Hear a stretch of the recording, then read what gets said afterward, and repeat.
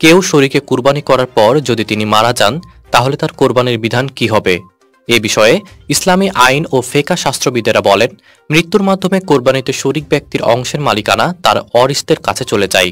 তাই কেউ কুরবানিতে অংশ দেওয়ার পর মারা গেলে তার অংশ কুরবানি করার জন্য ওয়ারিসদের অনুমতি লাগবে।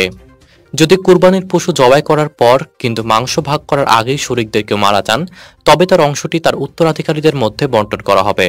সহিহ বুখারীর একটি হাদিসে বলা হয়েছে, যে ব্যক্তি মারা যায় তার সম্পত্তি তার ওয়ারিসদের মধ্যে বণ্টন করা হবে।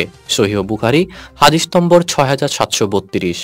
অন্যদিকে যদি মাংস বণ্টনের পর শরীকদের কেউ মারা যান, তবে তার অংশটি তার উত্তরাধিকারীদের মধ্যে বণ্টন করা হবে। সহিহ মুসলিমের একটি হাদিসে উল্লেখ রয়েছে, তোমাদের জন্য যা আছে তা তোমরা ভাগ করো এবং মিসকিনদের দাও।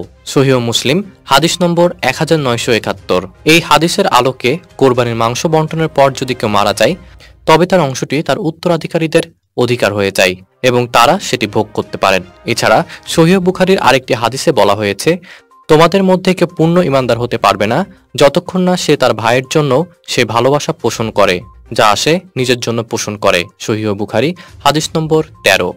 এই হাদিসের ভিত্তিতে কোরবানির মাংস বণ্টনের ক্ষেত্রে মৃত শরীকের ওয়ারিসদের প্রতি দয়া প্রদর্শন করা উচিত।